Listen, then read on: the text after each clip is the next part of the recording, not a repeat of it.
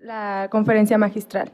Él es licenciado en Derecho por la Universidad Nacional Autónoma de México, doctorado en Derecho por la Universidad Complutense de Madrid, diplomado en Sistemas Expertos y Redes Neuronales por el Instituto Tecnológico Autónomo de México, maestro en Psicoterapia Ericksoniana por el Centro Ericksoniano de México, postdoctorado en el Laboratorio de Desarrollo Cognitivo de Aprendizaje Complejo por la Facultad de Psicología de la UNAM, e investigador de tiempo completo nivel C, por oposición en el Instituto de Investigadores Jurídicas de la UNAM. Sin más preámbulo, démosles un fuerte aplauso al doctor Enrique Cáceres Nieto.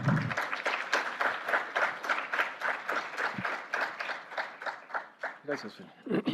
Bueno, muchas gracias. Antes de entrar a la parte estrictamente académica, quisiera hacer un comentario con respecto a la manifestación de solidaridad que comentábamos ayer. Estuve trabajando hoy en la mañana con nuestras colegas brasileñas. Tenemos un texto, se los voy a leer. Ustedes, si están de acuerdo, que puedan firmarlo. Ya tenemos algunas hojas de firma a la entrada donde se encuentra el registro. Y ya les pediríamos, por favor, que los hicieran circular a través de sus redes. Y en todo caso, no sería tal vez mala idea mandar algo en change.org. Bueno, dice Ciudad de México, 22 de noviembre del 2018. La Red Latinoamericana de Metodología de la Investigación Jurídica y Enseñanza del Derecho es una entidad originalmente integrada por académicos representantes de Brasil, Chile, Colombia, Ecuador, México y Perú, cuyo objetivo central es la promoción de la mejora continua de la investigación y pedagogía jurídicas, teniendo como eje rector el vínculo indisoluble entre paz, democracia y el irrestricto respeto a los derechos humanos.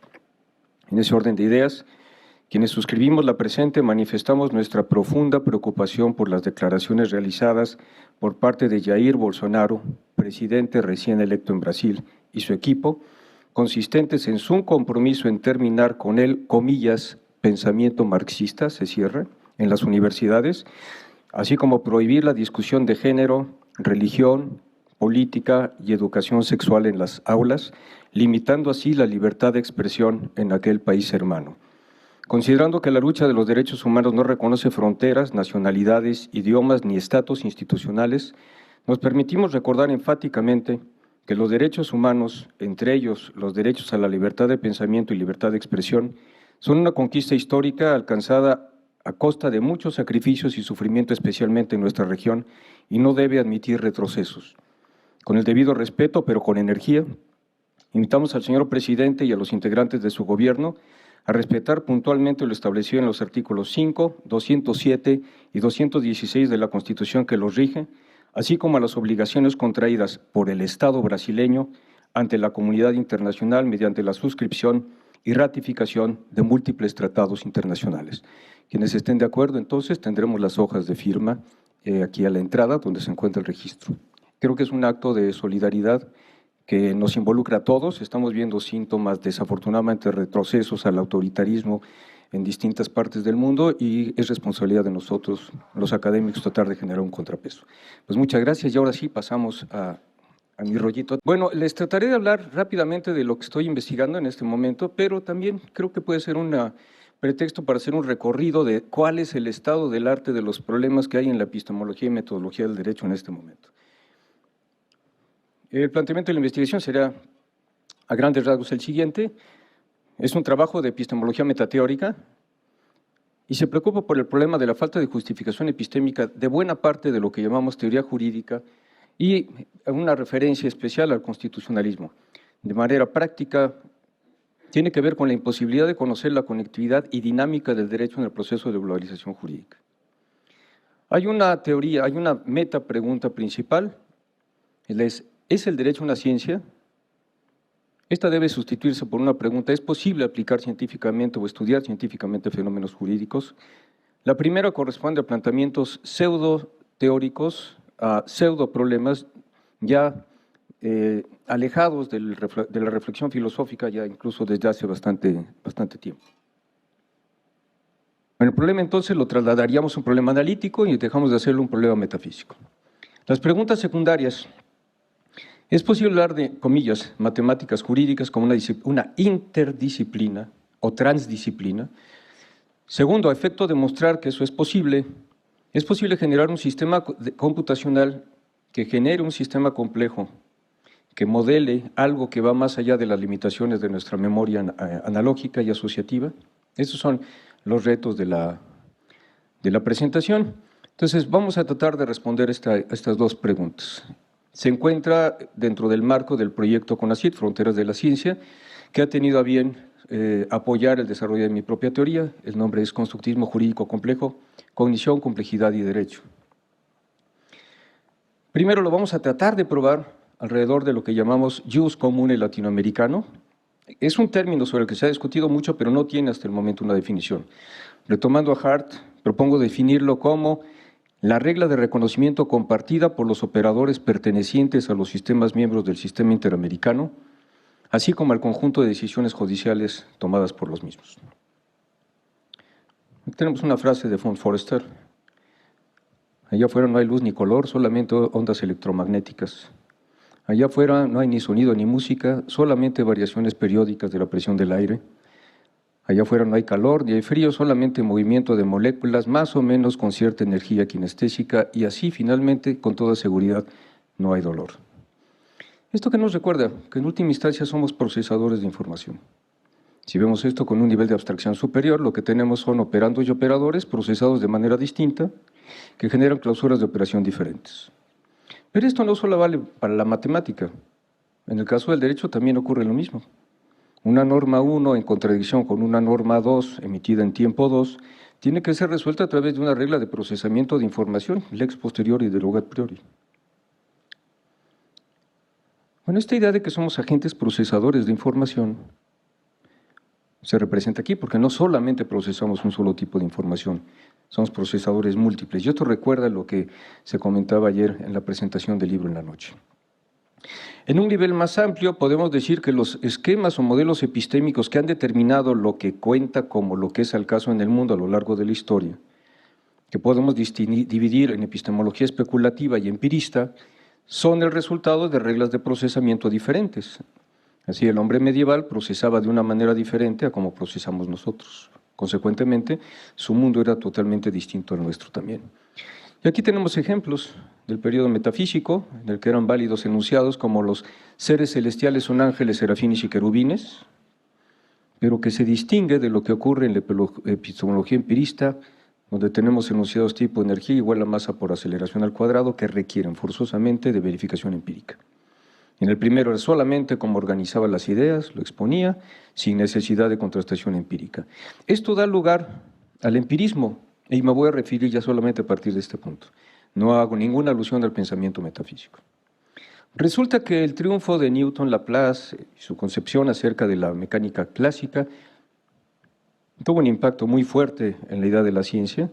Se documenta, por ejemplo, en el famoso libro de Hempel, La explicación científica, que nos presenta el método nomológico deductivo que de manera muy simplificada corresponde al siguiente. Aquí le faltan algunos elementos. Teoría, la teoría determina las preguntas hipótesis, identificación de las variables relevantes, de las reglas de procesamiento metodológico que vamos a utilizar, obtención de resultados, que tampoco es tan simple, hay que hacer interpretaciones, etcétera, y después supuestamente se revierte a la teoría. Lo que se asume es que podemos generar teorías enunciadas a través de proposiciones con cuantificación universal. Para todo X y X es A, X es B forzosamente. Y eso es independientemente de coordenadas espaciotemporales. Y pueden además verificarse empíricamente.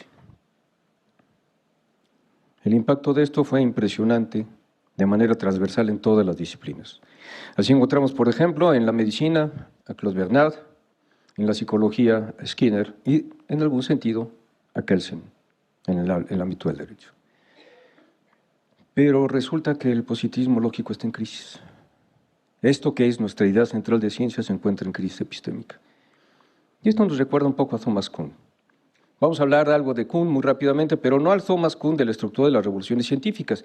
Básicamente Kuhn, si tomamos en cuenta en su libro, son ejemplos de problemas y rupturas de paradigmas al interior de la física.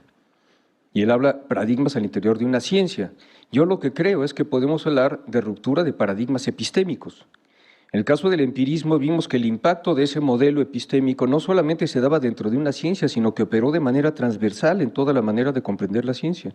Es ese paradigma epistémico que yo creo podemos considerar se encuentra en crisis. Entonces, en una reformulación de Kuhn en estos términos, vamos a ver algunas de las cosas que están ocurriendo en distintas comunidades, distintos seminarios en los que he tenido el gusto de participar y constatar directamente estos problemas.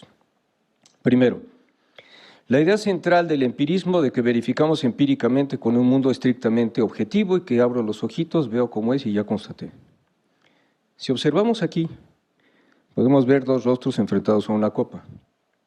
Pero ahora les voy a pedir que a través de ciertas instrucciones verbales hagan modificaciones en sus esquemas de senso-percepción y vean otras cosas.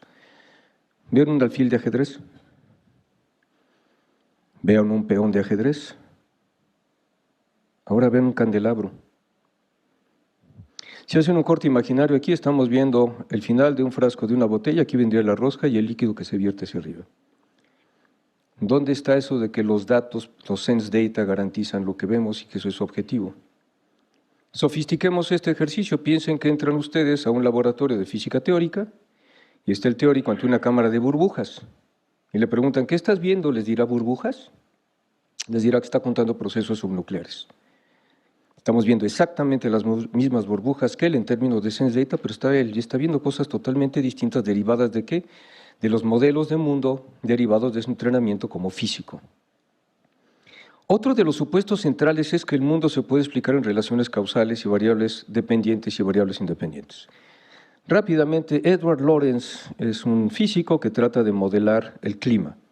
Utiliza un sistema de 3 ecuaciones diferenciales, echa a andar el sistema y la gráfica que representa corresponde a uno de los trazos que se encuentran aquí.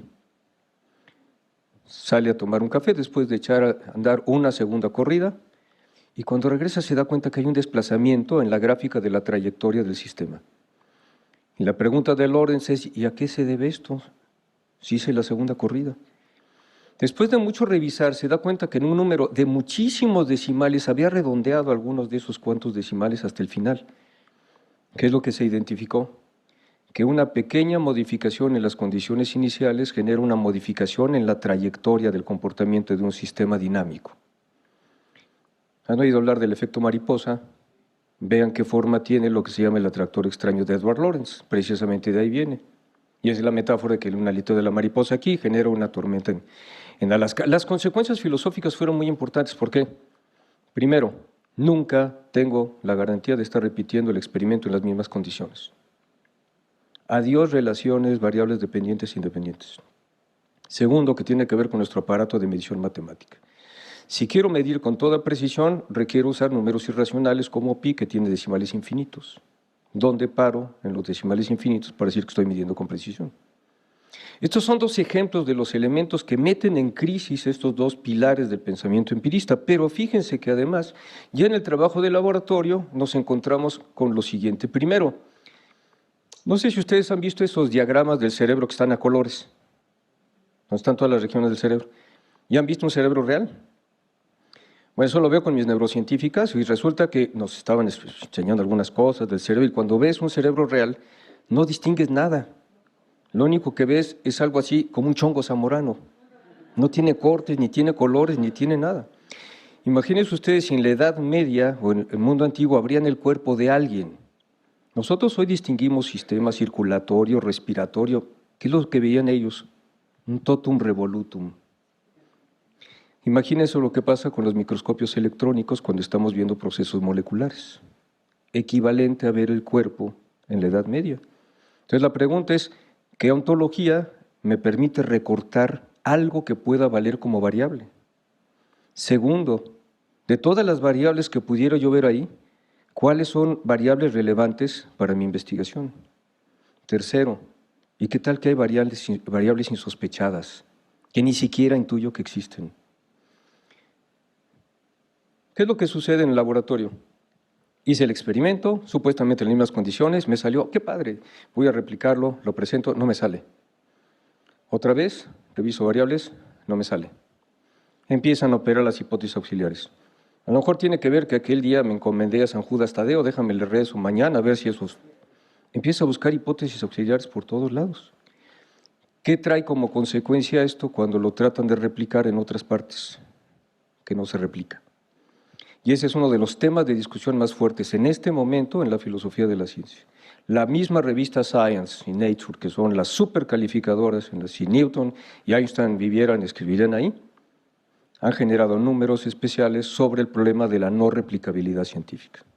¿Qué quiere decir? La idea central más fuerte de la ciencia está en crisis, pero no nada más en la física ni en la biología molecular. Lo que podemos constatar empíricamente aquí es solamente uno o unos cuantos enunciados, el resto es una conjetura teórica. Nadie ha encontrado el eslabón perdido, sin embargo es una conjetura teórica que hace que le dé sustento a todos los demás elementos de la teoría de Darwin. Si exigiéramos que todos los enunciados fueran verificados, no podríamos haber entendido la evolución. Que quiere decir que también tiene muchas limitaciones lo que podemos verificar empíricamente. También está presente en la economía. Los economistas también están en crisis y algunas de las preguntas que se hacen, espérame, ¿y por qué no puedo hacer predicción de las crisis? ¿Para qué me está sirviendo todo el modelo matemático en el que trato de imitar a los físicos? Mis modelos se han convertido en juguetes de reflexión con un supuesto valor epistémico interno y recursivo. Me sirven únicamente como elementos heurísticos para invitarme a pensar en nuevas hipótesis que no he considerado. La matemática. En un libro extraordinario que se llama Weapons of Math Destruction, lo que se hacen son las críticas que se siguen de hacer modelos de diseños de políticas públicas basados en la estadística. Y híjole, ciencias sociales. Pues imagínense si aquellos están en crisis, que decíamos las ciencias duras, y ellos, y qué envidia, y ellos. En este excelente libro hay una investigación de lo que pasa aquí en la UNAM, en casa, y vemos a ver, sociología, estilo alejado del estándar de producción científica. Ciencia política, ausencia de investigación con alcance explicativo basado en datos cuantitativos. Administración pública, no se utilizan enfoques ni marcos teóricos, sino que predominan los textos, lo que leo, lo que ocurre. Un cuate físico decía, ustedes investigan de manera muy chistosa. Lean una serie de libros, los recortan, los pegan, presentan el resultado y ya investigaron. Y sobre eso congresos y hacen seminarios y publican libros y revistas. Nosotros admiramos a Newton, pero no lo citamos. Si hace falta, lo usamos, que es lo que no tenemos. Y los que lo tienen ya vieron que también están en crisis. Antropología está en cruces de camino, puede definir en un estancamiento si es que su producción académica no se entrelaza con un valor público, esta idea de la recursividad sin ningún tipo de impacto. Psicología, dos grandes tendencias, estos son los que menos se están replicando, también están en supercrisis, no me salvo, pues claro, somos sistemas muy complejos nosotros. Derecho, tiene similitudes, más similitudes que diferencias con el resto de las disciplinas sociales. Aquí sí quisiera puntualizar una cosa, la diferencia es que quienes hacen teoría del derecho nunca han pretendido hacer ciencia social, esa es una gran confusión. Lo que se hace es una disciplina normativa.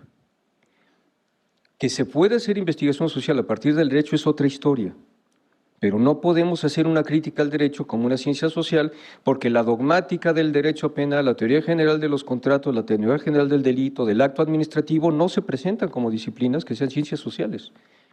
La filosofía del derecho, la teoría de Kelsen piramidal y las teorías de Hart no tienen pretensiones de verificación empírica, son modelos de carácter conceptual.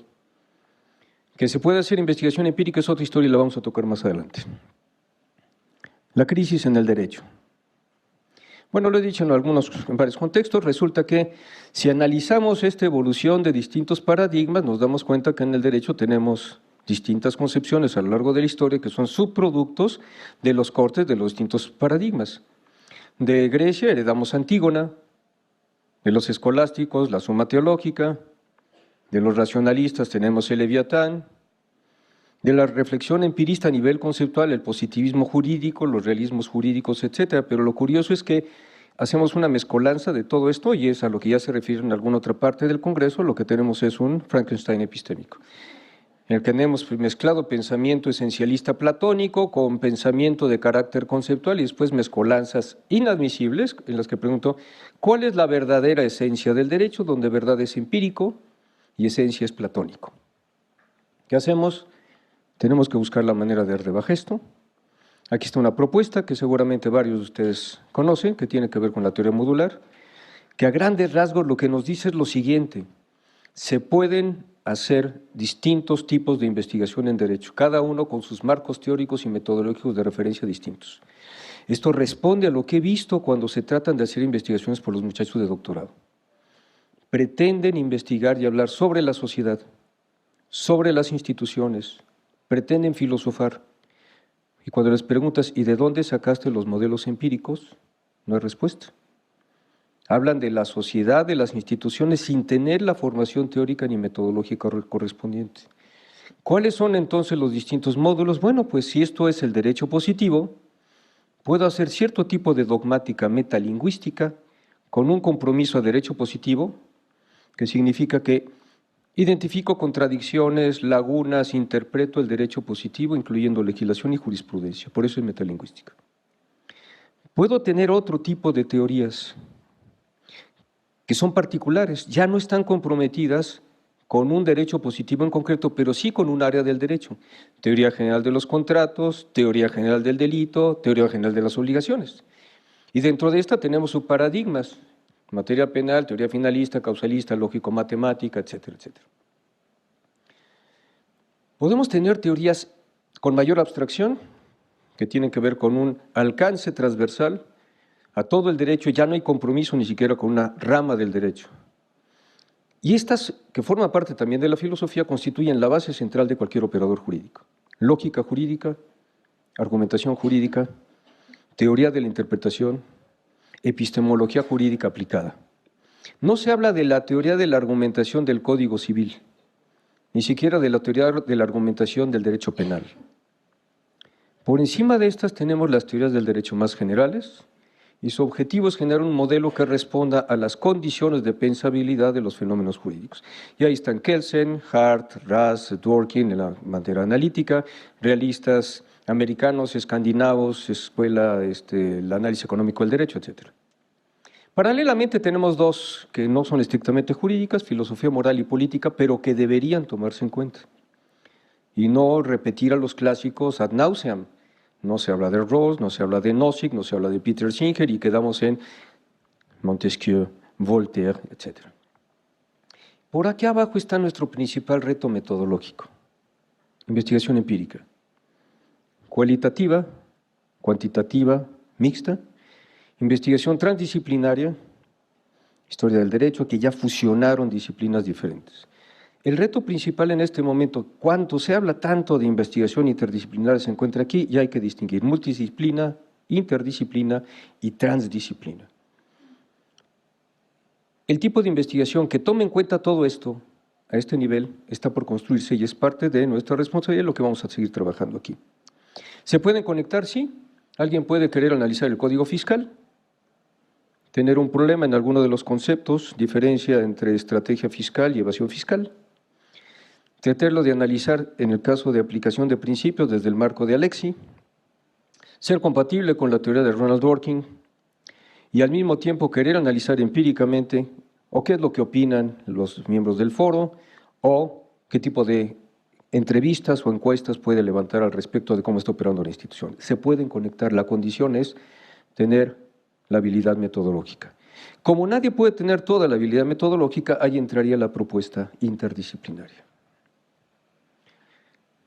Aquí es nuevo, pero en otras partes vean todo lo que hay en Empirical Legal Research, hay un Journal for Empirical Legal Research, en otras partes esto ya es muy común. Tenemos que virar hacia ahí, el problema es que está en el mundo anglosajón, tenemos que adaptarlo a la tradición romano-germánica. Bueno, rápidamente, ¿de qué forma podemos tratar de hacer esta liga entre todos estos esquemas y lo material empírico? Bueno, el concepto de reglas constitutivas y hechos jurídicos institucionales de Searle. Él dice, hay ciertos hechos que para existir en el mundo requieren de reglas que los hayan creado. Un hecho ajedrecístico solo puede existir en el mundo porque lo crearon las reglas de ajedrez. Lo mismo pasa en derecho. Jurídicamente existen feminicidios en el mundo solo a partir de que una regla constitutiva jurídica los creó. Esto nos permite marcar una diferencia entonces entre, ¿quién ha visto cambiar un derecho subjetivo por el mundo? No es una entidad empírica. Bueno, voy a obviar esto. Podemos decir que tenemos una dimensión que corresponde a la constitutividad del derecho y otra que corresponde a los hechos jurídicos institucionales, que tiene que ver con los hechos que se activan a partir de la corporeización del derecho, que se traduce a través de un binomio cognitivo-conductual en conductas sociales. Ahora, aquí hay un fenómeno muy interesante y es que no nos comportamos con base en lo que dice el derecho, como si siguiéramos la partitura y estuviéramos ejecutándola en el piano. A través de las interacciones que tienen como soporte al derecho, surge una normatividad complementaria, emerge una normatividad complementaria que puede ser dispráctica. Para poder pedir mordida, necesito ser agente de tránsito. Y ser agente de tránsito es constituido por el derecho. Y lo que permite que me den la mordida es que si no te levanto una infracción.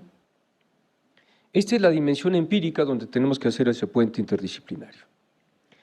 Bien. A ver, pues.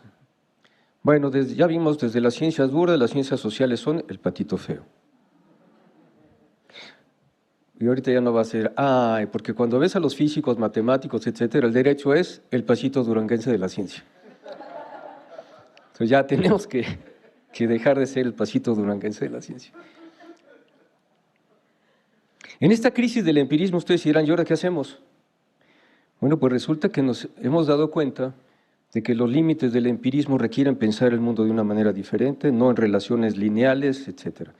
Y aquí es donde entra la complejidad, las ciencias de la complejidad. Si, por ejemplo, tenemos aquí un modelo determinista que hizo que le saliera muy bonito a Galileo, fíjense, padrísimo. ¿Por qué? Porque en el modelo no incluyó la variable de la fricción. Si incluyo la variable de la fricción, ya no me salió. Los físicos son muy buenos para hacer modelos chiquitos, muy bien elaborados, y el resto son inferencias. Creo que el único que saben todo es de la partícula de hidrógeno, el resto son inferencias.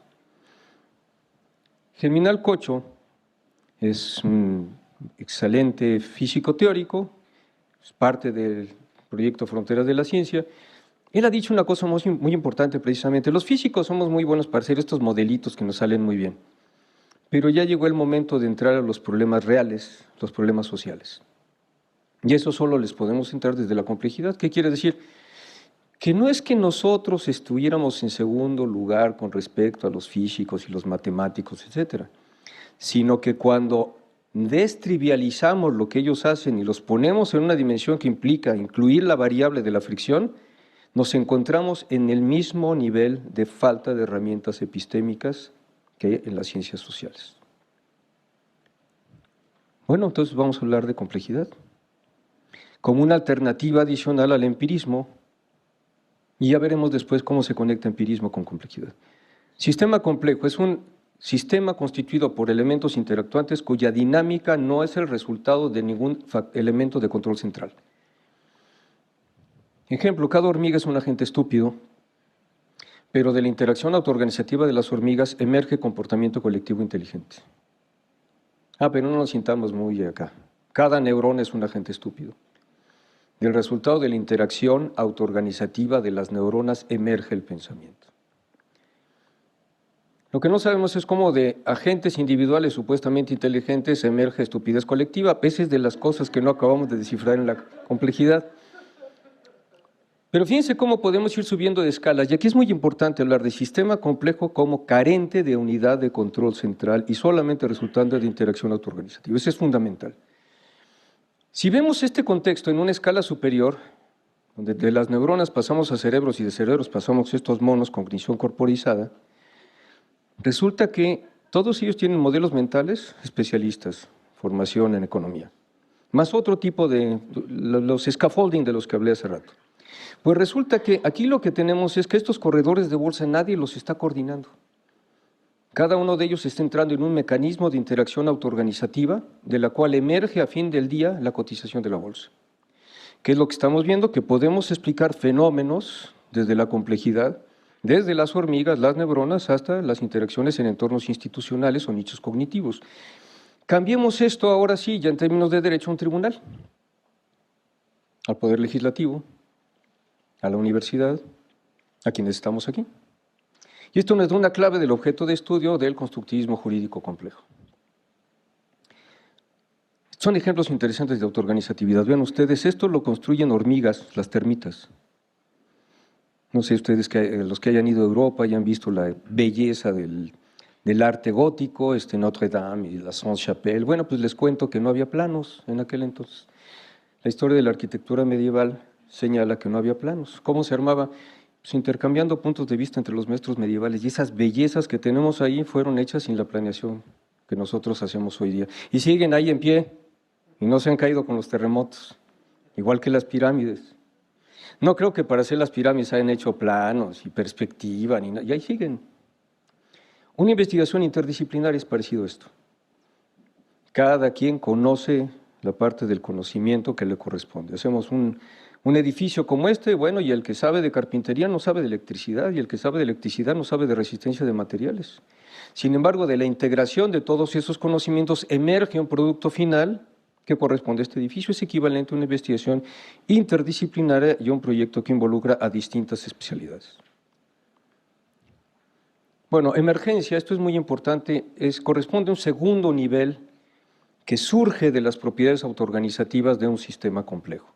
Ejemplo, cloruro y sodio individualmente consideradas son sustancias tóxicas. Cuando de la interacción autoorganizativa molecular emerge la sal, no podemos encontrar en la dinámica emergente las propiedades del sistema subemergente. Eso es también sumamente importante. Y otra cosa, cuando tenemos un sistema complejo, la emergencia se reproduce en patrones que no son exactamente iguales, como en el caso del atractor extraño de Lorentz. Si nosotros vemos las gráficas que surgen de correr sistemas complejos, no salen exactamente iguales. Lo que sí tenemos es que dentro de un espacio de estado de fases de sistema, el atractor extraño de Lorentz siempre saldrá más o menos así y nunca lo encontraremos así. ¿De acuerdo? Esto es importante. La complejidad no busca predecir, busca permitir comprender cómo funcionan los fenómenos. No podemos hacer predicciones del comportamiento de cada una de las moléculas que integra el humo del cigarro, pero sí sabemos que nunca va a caer, sí sabemos que nunca va a ir lineal. Y dentro de eso tenemos un espacio que nos permite comprender el fenómeno y tratar de inducir modificaciones en él. Una red es una representación de un sistema que puede ser complejo o puede no serlo. Turbulencia se refiere a la introducción de una alteración en la dinámica del sistema que lo lleva a modificar sus procesos autoorganizativos y la dinámica emergente. Por ejemplo, las vacunas.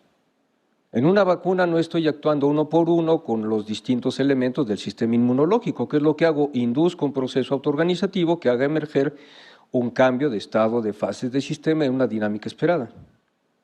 Si vemos, quizá el error del derecho hasta hoy es tratar de operar cambios uno a uno y no darse cuenta de los efectos contraproducentes que se generan en términos de interacciones autoorganizativas y el tipo de dinámica emergente en la cual vamos a generar esas consecuencias contraproducentes. Por ejemplo, aumentamos el costo de las sanciones por cohecho, mordida de tránsito.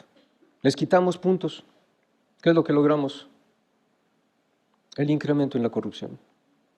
Porque entonces le estoy dando un poder de negociación más fuerte a la gente de tránsito y en lugar de disminuir lo que yo quería generar con mis bases esquinerianas en derecho, lo que produzco es un efecto contraproducente que como nunca modelo no percibo. Derecho y complejidad. Bueno, la complejidad ha impactado en física, matemáticas, biología, computación, etcétera. En el derecho apenas muy recientemente empieza a impactar.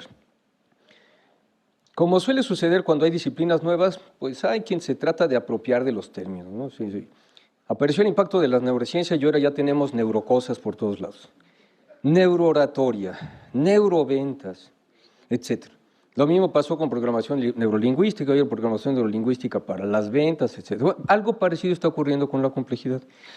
Algunos por ignorancia, otros porque nomás quieren impresionar y otros realmente por perversidad, porque están queriendo utilizar espacios nacientes aprovechándose de la carga logística de los términos. Esto es muy peligroso porque cuando están haciendo una nueva interdisciplina, la gente puede asociar la falta de rigor científico a quienes se atribuyen estar haciendo complejidad de derecho. Bueno, en este momento tengo una investigación, estoy escribiendo un capítulo para un libro donde cada uno de los capítulos va a tratar sobre complejidad en áreas diferentes y a mí me pidieron trabajar sobre complejidad de derecho. Lo que he tratado de hacer es rastrear en el mundo qué es lo que está ocurriendo con seriedad en términos de modelos, no nada más de hablar de Prigogine, y porque me suena bonito, Edgar Morin y Luhmann, no, aterrízalo en modelos, muéstralo, etc. Bueno, rápidamente lo que estamos encontrando son aplicaciones de redes normativas. Alguien generó una representación de la conectividad del código medioambiental francés y lo que identificó fue algo muy interesante que corresponde a la estructura de lo que se llama mundo pequeño, en el que cada uno de estos nodos estaría interconectado a unos cuantos pasos de distancia con cualquiera de los otros nodos de la red. Al análisis de la topografía de la red se dan cuenta que hay algunos artículos que son un hub central, es decir, estos determinan la mayor conectividad del resto del código. Si queremos seguir, tenemos que pasar por estos artículos para continuar invocando y haciendo interpretaciones normativas. Dentro de la misma línea de redes normativas, en Estados Unidos, Daniel Katz, que es uno de los principales exponentes de la complejidad y el derecho, hizo un modelado del código de los Estados Unidos, pero ojo, código de Estados Unidos no denota un código como aquí el penal o el civil, es toda la codificación estadounidense. Tiene muchos tomos, montones y montones de artículos, y están divididos en títulos, capítulos, subcapítulos, parecido aquí. Bueno, lo que hizo Dan y su equipo fue esto. Tenemos una representación de toda la interconectividad de los artículos, de todos los códigos y la legislación que constituye el Código de Estados Unidos, y podemos ver también dónde hay hubs, dónde hay puntos de conectividad con mayor influencia en el resto de la red. Y lo que ellos hacen es, voy a medir el grado de complejidad cognitiva que significa esto para quienes quieren entender el derecho. Y lo miden, por ejemplo, lexicográficamente, número de palabras, extensión de las palabras y grado de conectividad. Eso les permite marcar también y medir los grados de profundidad en el desarrollo de cada uno de los capítulos centrales, de los títulos centrales. También hay todo un sistema de interconectividad de las citas por parte de la Corte Suprema de los Estados Unidos. Vemos cómo el grado de conectividad y el aumento del componente gigante ha ido aumentando de 1805 a 1835. Este es algo bien interesante, lo hicieron entre varios países. ¿Qué es lo que hicieron? Se cree que las constituciones son el resultado de las naciones, no de los países. Bueno, lo que se ha identificado a través de esta investigación, en la que están aplicando como base teórica algo que se llama la teoría de los memes, que tiene muchas críticas, pero se trata de hacer una metáfora con la genética y dicen, bueno, hay ciertos conceptos que pueden sobrevivir en el tiempo y por lo tanto son conceptos más aptos, parecido a las clases más aptos. Bueno, lo que hicieron ellos fue hacer un análisis de cómo genéticamente a lo largo de unas 500 constituciones ha habido una propagación, una especie de herencia de los conceptos constitucionales fundamentales, lo cual está representado en esta red. Aquí tenemos una red dinámica, evolutiva, y aquí está la representación de su comportamiento complejo y las distintas clases de conceptos que se generan. ¿Cuál ha sido uno de los descubrimientos más interesantes? Que la originalidad constitucional es muy baja, muy pobre. Básicamente lo que tenemos es una replicación de los conceptos centrales de las constituciones que generan este andamiaje que le da una especie de identidad al constitucionalismo, sobre todo occidental. Curiosamente, la Constitución de México se quedó en 1824, es una de las cosas que tengo que escribirles a estos cuates. Esto también es muy interesante, se empieza a utilizar por sistemas de inteligencia, incluso aquí en México. Parece que no, pero sí hay inteligencia de este tipo. ¿Qué es lo que hacen? Analizo a través de redes complejas, redes de crimen organizado, cuestiones vinculadas con seguridad nacional.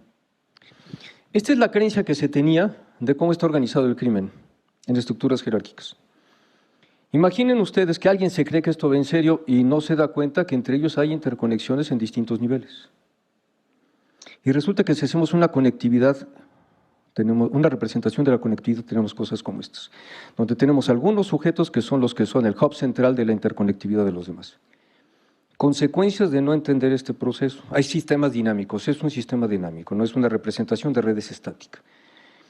Si alguien se cree, por ejemplo, esto, puede pensar que eliminando a las cabezas del narcotráfico resuelve el problema. ¿Qué sucede si no cuento con las propiedades autoorganizativas de los nodos que quedan sueltos y que tienen la capacidad de autoorganizarse en múltiples redes, además que pueden ir permutando fácilmente con el tiempo? Cualquier semejanza con algún diseño de política pública no es mera coincidencia. Pues ahora lo que tenemos son muchos de estos y no sabemos con quién hablar, con quién negociar, a quién atacar. Porque un trabajo de este tipo permite saber a quién tengo que intervenirle el teléfono, a quién tengo que seguir, etcétera. Porque sé que si elimino uno de estos nodos, desconfiguro de manera sumamente importante la estructura y la morfología de la red. En lugar de decir, ahí voy con escopetazos, echarme al que suena como la cabeza. Estos son sistemas dinámicos. Hay otras cosas que se están haciendo en corrupción, pero ahí hay un problema importante. En el tema de corrupción se están trabajando como redes sociales. Se están haciendo básicamente sobre escándalos públicos. El problema del análisis de corrupción es que no tenemos bases confiables.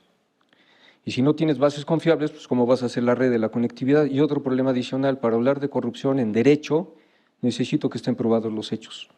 Entonces no puedo hacer sistemas de redes de corrupción sobre escándalos publicados en la prensa si no tengo que ya pasaron el estado de la fase sub judice. ¿De acuerdo? La complejidad la corrupción se puede entender como un sistema complejo, pero globalmente considerado. Cuando estamos dando instrucciones jerárquicamente superior, ustedes van a hacer esto, ahí tenemos un sistema que no cumple la fundamental propiedad de los sistemas complejos, que es la autoorganizatividad. Tengo un cuate que dice, tú haces esto, tú vas a pasar la lana para acá, tú te haces güey en el momento de hacer las obras públicas que nunca hacemos y tú desapareces la lana. Modelos de eficacia normativa, utilizando algo que se llaman modelos basados en agentes. Algunas otras aplicaciones, estudios de fractalidad en acciones colectivas, modelos de actividad electoral para identificar los bots y la influencia que ellos han tenido en la generación de la opinión electoral, modelos predictivos de decisiones judiciales, una dinámica evolutiva entre la ley fiscal y sus defectores basada en ecuaciones dinámicas, y redes autoorganizativas de comercio comercial, de carácter comercial. Y estas son las que hemos estado desarrollando dentro de Fronteras de la Ciencia, un modelo de la mente judicial como espacio vectorial, de la cual no les voy a hablar, modelo computacional del jus comune latinoamericano. Y volvemos a la pregunta inicial. Rápidamente. La globalización la podemos representar como una red compleja, dinámica, evolutiva, autoorganizativa. Voy a pasar muy rápido toda esta base matemática de la teoría de grafos. Rápidamente, un grafo lo podemos entender, después de toda esta pedantería de los matemáticos, como una colección de puntitos y rayitas, ¿no? Estos son nodos y estas son aristas. Pueden estar dirigidos, tenemos nodo de origen, nodo destino, no necesariamente, y puede tener peso, que es el que influencia la dinámica de la propia red. Hay grados, el grado de un nodo tiene que ver con las aristas que lo unen. Por ejemplo, el nodo A tiene un grado de conectividad 2, 1 y 2. Eso es muy importante, ¿por qué? Porque existe algo que se llama, bueno, si quitamos grafos, nodos, modificamos el grafo. Imaginen ustedes que cada artículo es un nodo. Cuando quito un artículo, modifico la morfología de todo el grafo. Y sucede lo mismo si los agrego. El hecho de que tengamos nodos puede haber grafos que están dentro de otros grafos, anidados.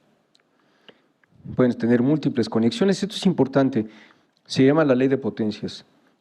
Si yo tengo una red con muchos nodos, pero tengo unos cuantos con muchísimo grado de conectividad, esos son los que determinan la dinámica de la red.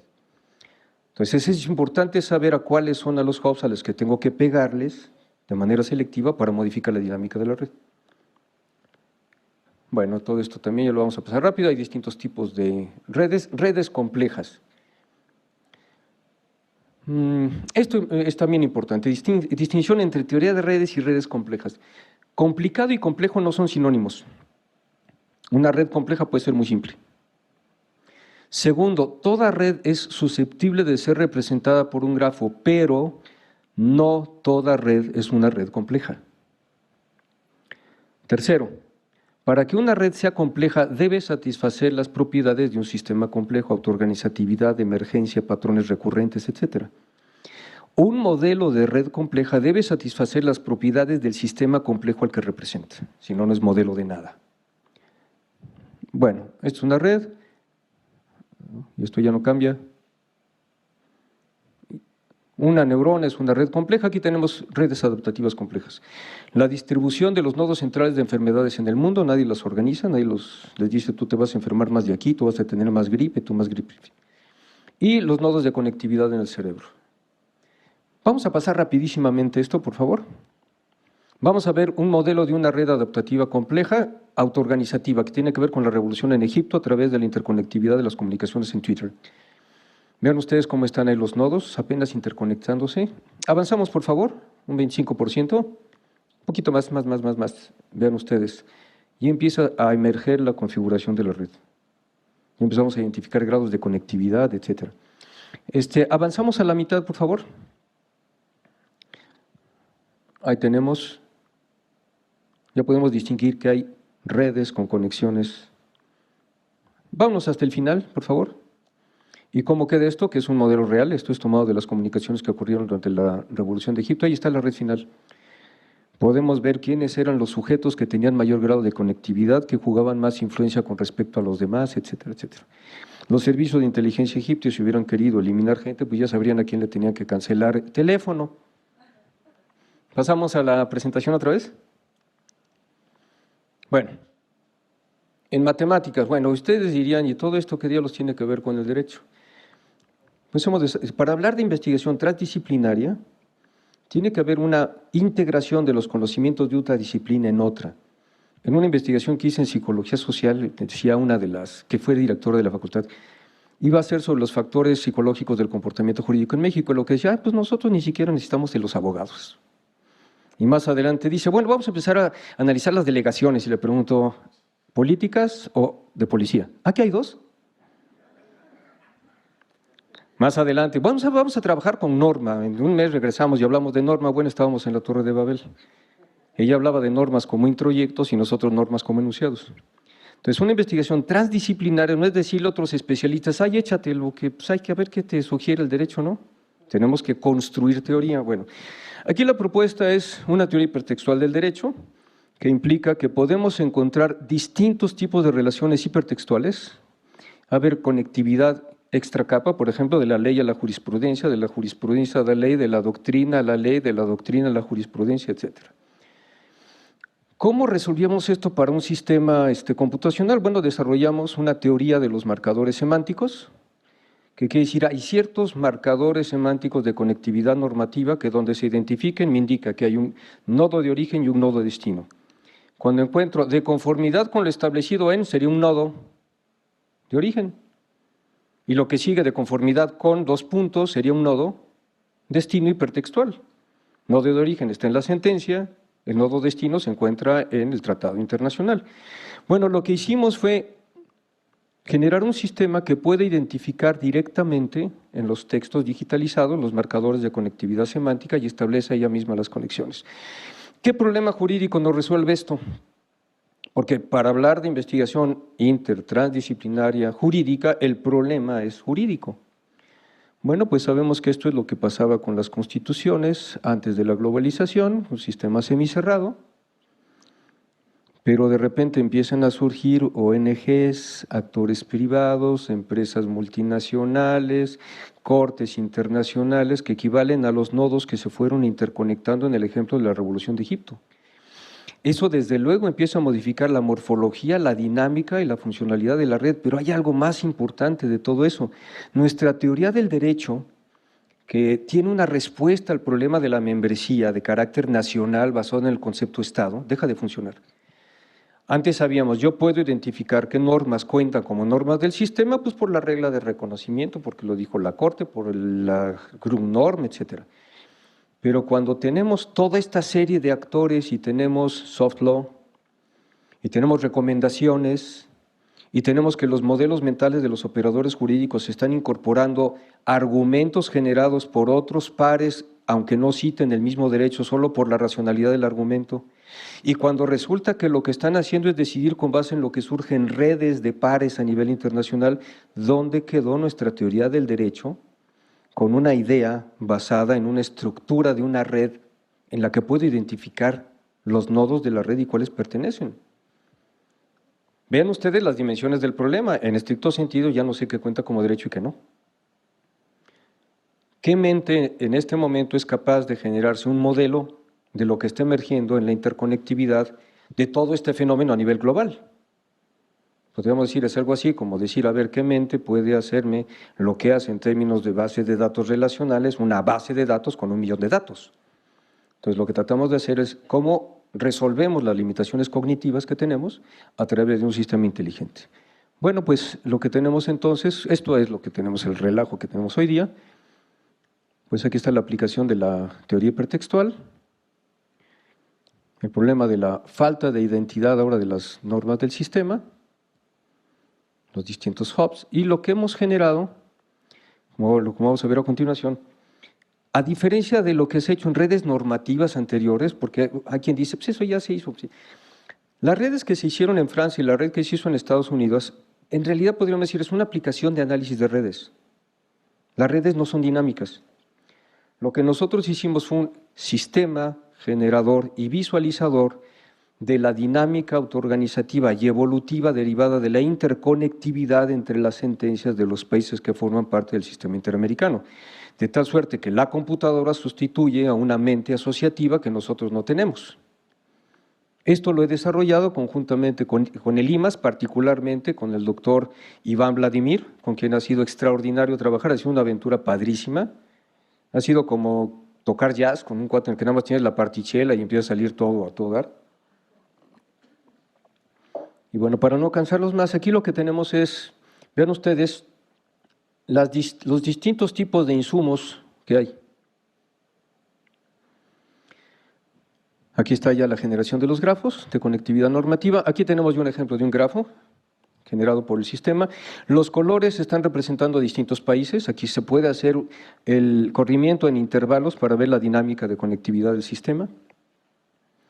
Si vemos aquí un poquito ya más amplificado, lo que tenemos prácticamente son los rubros que corresponden a las decisiones que se han estado tomando y podemos ver que hay ciertos casos que han sido más relevantes para distintos países y que se han convertido en cierto tipo de hubs para el sistema.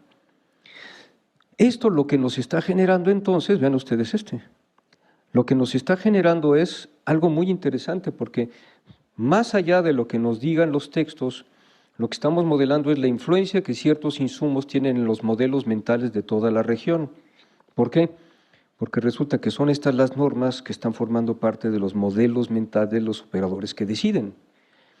Y se presta en un segundo nivel, que es el objetivo central, como un objeto de investigación. A ver, ¿qué es lo que ha pasado a lo largo de este eje diacrónico que ha tenido cierta influencia en la región con cierto tipo de resoluciones? ¿Estuvieron presentándose el mismo tipo de fenómenos sociales en la región que dieron lugar a ese mismo tipo de problemas? De repente, lo que era conectividad anterior dejó de tener conectividad. ¿Por qué? ¿Qué tipo de factores sociales incluyeron o modificaron esto? Bien, ya esperamos que a principio del año que entra poder tener el sistema en un servidor. Aquí están las diferencias hipertextuales con los de sistemas estáticos. Esto sí pretende ser un sistema complejo que muestra la dinámica emergente. Y a manera de conclusión, la metodología heredada del empirismo lógico y la metodología de ciencias de la complejidad, esto es importante, no son excluyentes. Puedo modelar lo que ocurre en los hechos jurídicos institucionales con estadística. A ver, quiero hacer regresión lineal, quiero hacer análisis factorial. Está bien, si esa herramienta te sirve para responder la pregunta que te estás haciendo, es válido. Igual que el modelo de Galileo cuando dijo, pues mira, yo no voy a meter la fricción y me va a salir muy bonito que caen los cuerpos, es válido. Depende de tu pregunta de investigación, el tipo de herramienta metodológica que vas a usar. Lo que estamos rompiendo es la idea de que hay una vinculación ontológica entre métodos y entre teorías. No podemos decir que estamos pintando al mundo, recordando esta frase wittgensteiniana.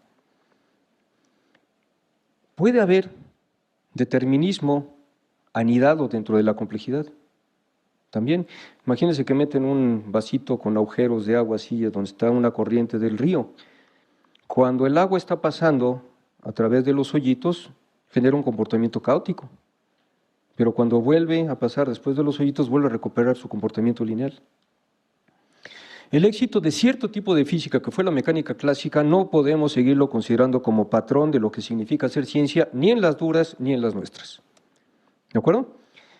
Los físicos que no hacen mecánica clásica, que hacen física cuántica, también tienen broncas de replicabilidad. Cuando están queriendo hacer nanotecnología, no les sale, y va de nuevo, y hipótesis auxiliares, y a lo mejor es el agua que me tomé en la mañana, en fin. La obtención de leyes universales válidas, independientemente de coordenadas independientes, es válida para un cierto nivel de cierto sistema complejo que corresponde a la mecánica clásica. La coherencia de un modelo con esa teoría general es una virtud útil para determinar qué modelo debe prevalecer con respecto a otro. Si tenemos debate entre dos teorías, el criterio de rotabilidad son las virtudes epistémicas que satisfagan. Y por último, bueno, ya para concluir, todos los modelos son incorrectos, solo que algunos son más útiles que otros. Nuestro deber como investigadores es buscar los supuestos epistémicos y metodológicos cuyo criterio de validación no es pintar la realidad, sino la obtención de modelos con el mayor grado de utilidad posible. Muchas gracias.